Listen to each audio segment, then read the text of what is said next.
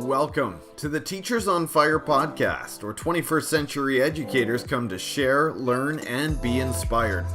We believe in the growth mindset, creativity, communication, critical thinking, collaboration, and strategic uses of education technology. Our mission is to share news and views from teachers who are crushing it in the classroom and making a difference for learners everywhere. I'm your host, Tim Cavey. Let's jump into today's episode. Today, I'm speaking with Christopher J. Nesi. Chris teaches high school social studies and is a professor of communications in the School of Communication and Information at Rutgers University. He is host of the House of EdTech and podcast PD podcasts, and he also runs the Education Podcast Network. Chris was recently named one of the top 100 EdTech influencers for 2018 in EdTech Digest. Chris, thanks so much for joining us today. Are you ready to talk education? I am ready to talk education, and I feel a little hot because I guess we're on fire. We are now that you're here. Thanks so much for joining us again. Why don't you start by describing your current teaching and education situation? So in addition to the kind introduction where you did mention that I teach at Rutgers University here in New Jersey, my 9 to 5, as they say, is as a high school social studies teacher, also right there in New Brunswick, New Jersey at New Brunswick High School, where I currently teach, at least this year, 9th grade world history. Very fun. And where do you get the time, Chris, to do all this other education podcast stuff? A lot of people ask me that question, and I never have a really good answer other than my 2 young children are in bed by 7. And most days my wife, because she is amazing, is also almost some days in bed by 8 or 8:30. So I do a lot of this in the nighttime. So I'm kind of like the Batman of education. Well, that's amazing, and love what you're putting out there. Love your content, and we'll look forward to hearing more about that. Let's start, though, Chris, by talking about one of those low moments. We all have them. Tell us about a low moment that you faced in your teaching or education career and how you overcame it. That's a great question. And I've been teaching for 10 years, and I feel as though I've had many low moments, but the one that I'll share here is really one that I'm still living through right now. And it's the struggle I have, being a high school social studies teacher in the classroom, but also having my supervisor certification and the desire to do more with education technology. I find myself battling the idea of wanting to leave the classroom to take on more responsibility either in my school or, going to another district, and not getting that opportunity that, while I don't say I deserve it, I feel that I am very knowledgeable and I am ready for that next step, that next chapter or challenge in the world of education as a technology coach or a director of technology, something where I can impact more teachers, which could then impact more students. So right now I am in this place of I want to do more, and I'm just kind of like chomping at the bit and want to get that opportunity. So the reason I describe that as being low is because I know what I'm capable of, and I have all sorts of people also telling me what I'm capable of and how much they support me and tell me that I am ready for this next opportunity. But, going into interviews and the different districts that I've talked to, I haven't been given that chance. And that can really wear on you if you're constantly being rejected, while at the same time, you have just as many people telling you how great you are. So that to me makes me feel low. Mm-hmm. Yeah, definitely understood. So, what's the strategy, I guess, in this sort of phase that you're in, or in this chapter? How do you keep your optimism high, your passion high, even while you're sort of waiting for that next opportunity? I make the most of every day in my classroom, and that's really where, kind of like being on the playground, I'm in the sandbox, I'm playing with the tech tools that I talk about, and in a sense, I'm really every day trying to put my money where my mouth is. So in talking Right. about so many things on something like the House of EdTech, or whether it's podcast PD or things I've presented at conferences, I still get to day try to do and implement these strategies and try new tech tools and try and take advantage of the fact that I still have the opportunity to work with students. In terms of managing the idea that sometimes it can be a bummer and kind of get me down that I haven't taken that next step, I just hold on to the fact that I will eventually get that opportunity. And when I do, watch out. Love that. Chris, what is it that excites you about education today? You've sort of hinted around this already, but tell us about maybe a micro level activity or something that you're doing in your classroom, or is it something bigger picture? What I'm going to say here, I think we'll hit on both, on a macro level and also what excites me in general about education. And that's the opportunity to foster creation. Um, Hmm. Getting the chance on a day-to-day basis to instill the idea of wanting to create and strengthening the creative skills of the students that I get to currently work with is really energizing, because I've been able to do that with my podcast and, being a presenter and being somebody who considers themselves to be a creative type. I believe that everybody has the ability to be creative. And like, we go to the gym and we'll work out or, run or ride our bike or do something to get physically stronger. We can get creatively stronger by, again, doing creative things. And if you're somebody who starts out drawing stick figures, the more you draw, you can get better at drawing. Or the same way, my first few episodes of my podcast stunk. um, I continued to do it and I've gotten better at it. I'm not the best podcaster on the face of the planet, and somebody may never become the next Van Gogh or Michelangelo. But if you keep working on the skills to do those things that you enjoy doing, you'll get better at it. So the opportunity to foster creative opportunities for my kids and even in teachers to promote the idea of starting podcasts and, whether it's a YouTube channel or just creating content, I think that that is something that truly gets me going. And I love to push people. So I'm a pusher and I push people to create. That is music to my ears, Chris. I'm all about create over consume. And I think, when we work with high schoolers, especially, they're so good at consuming content right now. They know all the platforms, they know how to enjoy content. But what are they putting out there, right? What are they creating? What are they contributing to the world? And, what you just articulated so well is the growth mindset, that idea that, yeah, you might not be a great creator in one space right now, but keep at it. There's a phenomenal video on YouTube called Austin's Butterfly that shows the path of one student just drawing a butterfly. And then through a series of repetitions, you watch his growth. And it's just a powerful illustration of everything you just articulated, that, all of us are on a growth and learning curve. And wow, well said, sir. Share about a personal habit, Chris, that contributes to your success. Personal habit. Well, I mean, I comb my hair each day. No, that's probably not what you're looking for. um, I take time to actually kind of enjoy the quiet. Some days I have about a 40 to 45-minute commute to my school from where I live. And I'd say 3 to 4 days a week, the last 10 minutes of that car ride and that commute, I will shut off the music, the sports talk radio, or the podcast that I'm listening to, and I will kind of revel in the silence and just kind of let my mind go, which I think speaks to Hmm. one of the things we can do to be creative. But that's a habit where I try not to think about anything and just try to go blank slate, which, if you ask my wife, she'll tell you that I do that more often than not, which is, blank slate, no thought. Um, but that's something that I definitely try to do each day at some point. Just clear my mind, reset the mechanism, and just kind of go from there. That sounds like a pretty healthy habit. There's so much out there right now in the podcasts I'm listening to about journaling and meditation and the Headspace app. And it sounds like that's where you get into a good headspace before arriving at your school. Oh yeah, and I can do that except without writing or an app. I can just shut it all off and think about nothing.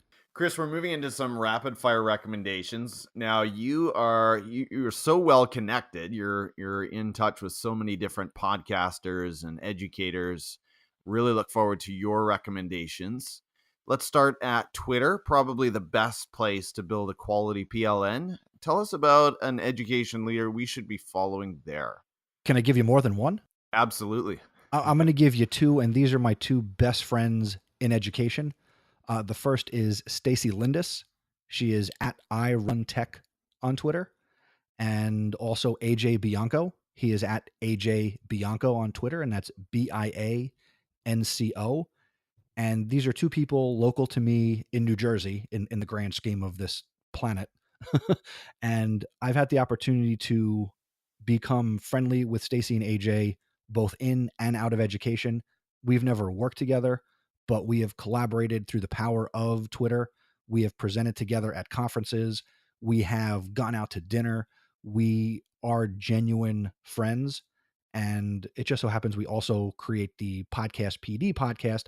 But even if we didn't do that, these are two people who are making a difference. Stacey as a tech coach in her district, and AJ as a middle school social studies teacher in his district in North Jersey.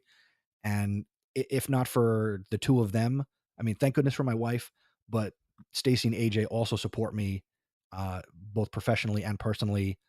And they are two people who should definitely have more people connected with them. Well, they sound like great educators to follow, and I think you're right.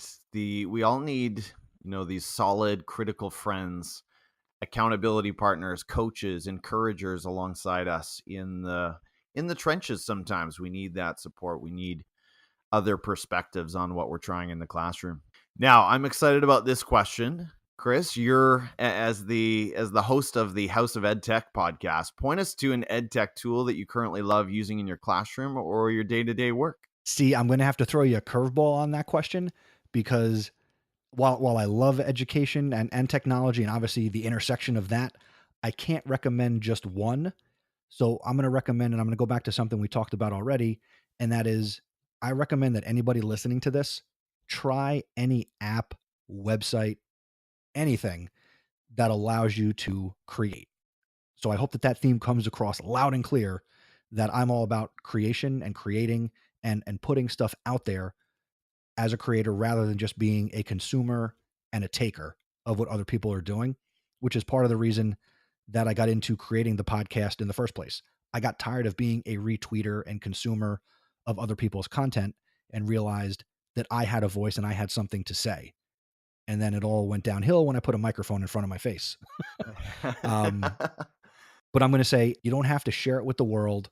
You don't have to be a podcaster, but just create. And you never know what's going to happen if you try something that lets you create something that didn't exist before you made it. So if there's a tool out there that you like that can create, try it. Well, folks, you just heard it from an EdTech master, and I think that's well put. Going back to that create theme and saying, how can students represent their learning? How can they create something of beauty and utility? And getting away from the consumption. And I'm sure Chris knows all about the wealth of EdTech tools that help with assessment or help all sorts of other sides of education, but putting that focus on creation is a good place to start. Chris, highlight one book, maybe one that you've been reading lately, or tell us about one of your all-time faves and why you recommend it. The book I want to recommend here is a book that I've read numerous times and come back to time and again, either to read it from start to finish or just to kind of pick it apart when I need to. And that is Dale Carnegie's How to Win Friends and Influence People. That's, if you've never read it, it's a book that was written, I'm pretty sure, in the 30s. And the outline of strategy to, again, impact people and connect with people, and to some degree manipulate people, it can be very powerful. So if you're somebody who is interacting with people as an educator, we do that every day, whether it's students or colleagues or administrators. Having a better understanding of how to interact with other human beings is certainly a valuable skill that most people can handle a little improvement on. It's a classic. That's a good one to add to anyone's list. Absolutely. Now, this next question, Chris, this might be a really tough one for you. You're heading up an education podcast network. Usually I ask my guest to recommend one podcast and tell us why you love it. So why don't you tell us about your own podcasts, what they're all about? And you're running two, I believe. Is that right? Yes, sir. Well, I will. I'm more than happy to talk about the two that I'm a part of as a creator, but I will also share a definite recommendation as well. Okay. And I'll start with that. So one podcast that I think your listeners could benefit from that I really enjoy on a weekly basis is the 5 a.m. Miracle with Jeff Sanders. And that's a great podcast that can help anybody. So recommend it to students. It's safe for work, safe for kids. And Jeff Sanders, his whole thing is making the most of your morning and making the most of your day before breakfast. Hmm. Now, if you listen to the show for any length of time, you'll learn very quickly that it doesn't mean you have to get up at 5 a.m. I certainly, if I was going to actually live that life, I would have to get up at 3 o'clock in the morning to get the same amount of time he's getting before he starts his workday at, 8:30, 9 o'clock. On a typical day by 8:30, 9 o'clock, I'm already halfway through my first class that I teach. So it's just the idea of being intentional with your mornings, whether it's exercise, prayer, meditation, writing, just accomplishing something or some things before you start your day. And he has guests that come on that talk about fitness, productivity, organization, strategies, life skills. So definitely a podcast anybody could benefit from. And if you don't like it, pretend I didn't recommend it to you. The House of EdTech, that is my baby. It's the third child in my life, in addition to the two that are real that run me ragged the other 20 hours of the day. But House of EdTech is a podcast if you're interested in learning how to better integrate technology into your classroom, into your school, your district, or just in general. I talk to teachers, I talk to leaders, I talk to the software creators and the app developers. And it's a podcast where in anywhere from 35 minutes to an hour, depending on the episode, you will come away with hearing a story that somebody's sharing about how they're using technology and how they're not afraid to try new things or do new things in their classroom or their school. Each episode also includes an actual recommendation from me as I scour the internet.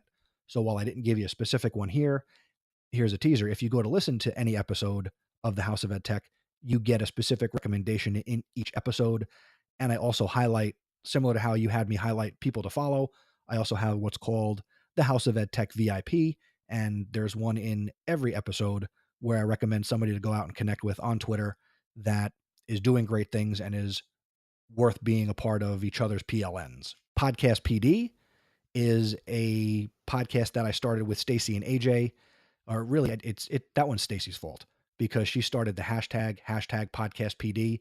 And that started out as a Twitter chat that the three of us collaborated on, which she started with a blog post about how teachers can learn from podcasts and get professional development anytime, anywhere that they can listen to content. So me being the pusher that I am, we developed that into a weekly Twitter chat that we then developed into a live video talk show that when we couldn't do it on things like Mother's Day and Father's Day and little points in the summer, we would release podcast episodes and we had a small podcast feed. And then the tool that we were using to do the live video show went away, as all good tools tend to do. They will disappear at some point on you, especially when you don't have to pay for them. And then I pushed them and I said, why don't we do this as a podcast? And Stacey was like, no. And AJ was like, I'm in. And then we were like, Stacey, come on, let's do a podcast. And now we've been doing podcast PD for 2 years as a regular every 2 weeks podcast where we talk to book authors like Rich Chiz and Jay Billy. And we just kind of give you the professional development that you're not going to get in a faculty meeting or after school. And, we just want to sit down, have a good time, talk about education and talk to some interesting people who, by listening to any episode, you're going to learn something that you can implement in your professional life. Well, those both sound fantastic. Look forward to hearing more of your stuff. And thanks for sharing your journey with both of those podcasts. Chris, tell us about one YouTube channel that you enjoy. Now, you've got your irons in so many fires. I'm probably mixing up my metaphors there, but I would imagine you're running a YouTube channel as well. But tell us about some YouTube channels that you enjoy and explain why. Well, now it's funny you say that. I don't actually run a YouTube channel with a face like mine, which is made for radio. To be fair, though, I am interested in doing more with YouTube. But YouTube is actually a place where I grow personally.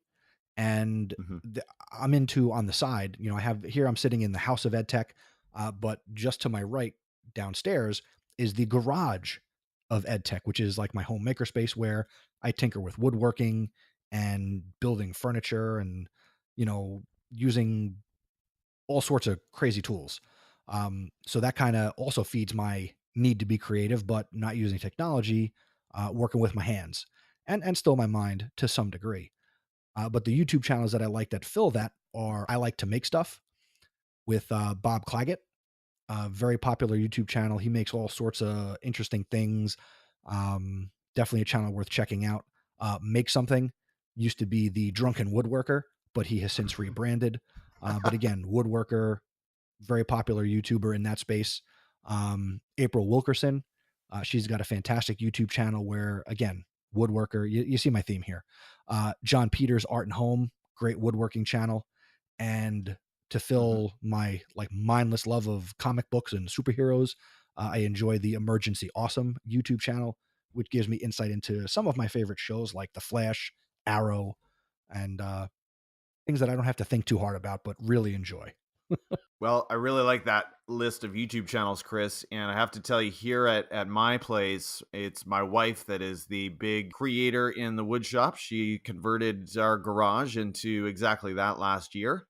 And I think she'll be interested in checking out a few of the channels that you mentioned. Now, Chris, last question. This is just a fun one. You're at the end of your day. You've prepared lessons for the next day. You've recorded a couple of podcasts. You've got nothing left for anything productive.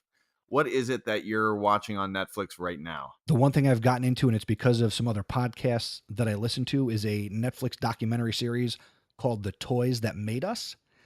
And it's a multi-part documentary, different episodes on Netflix. And it just goes into documentary style toys. And one of the episodes hits me right in my childhood where they talk about all the fantastic toys of the 1980s. And I've watched that episode a couple of times just because each time I watch it, something new pops out and a little nugget of information that I can pull out at a barbecue or around the water cooler. But just a really interesting, don't have to think too hard, and certainly hits on your childhood. So it's who doesn't like nostalgia, right? Absolutely. That sounds really cool. And I'm wondering now, I heard my son and my wife watching an episode on Netflix just last night about the Transformers and the history behind the Transformers. And I wonder if they were watching that series that you... The Transformers was a big piece of that 80s episode. So Okay. you're going to have to go back and watch that with them, I guess. Okay. Chris, this has been so much fun. Really appreciate your insights and expertise. What's the best way for the listeners to follow you and get to know your content a little better? First and foremost, if you want to connect with me, the best place to do that is Twitter, where I am Mr. Nesi, and that's MRNESI. And my website is chrisnesi.com, where you can get access to the House of EdTech. If you're interested in Podcast PD, it's really simple. Go over to podcastpd.com to check that out. Fantastic. Chris, you're kind of my idol, man, and you're definitely leading the way in the whole podcast area. So thanks for sharing your time with us this morning, and look forward to seeing more of you online. And who knows, maybe next time we talk, it'll be a YouTube channel. Tim, thank you so much for the opportunity. I was really happy when you reached out to me, and I hope your listeners get some value from hearing, a high school social studies teacher from New Jersey who has a little bit of passion for education technology. Awesome. Well, take care, Chris, and we'll talk to you again soon. Thanks for listening to this episode of Teachers on Fire, where teachers come to share, learn, and be inspired. Please subscribe to the podcast, leave us a review on iTunes, and follow us on Twitter at Teachers on Fire. I'm your host, Tim Cavey, saying goodbye for now, and we'll catch you next time, right here on the Teachers on Fire podcast.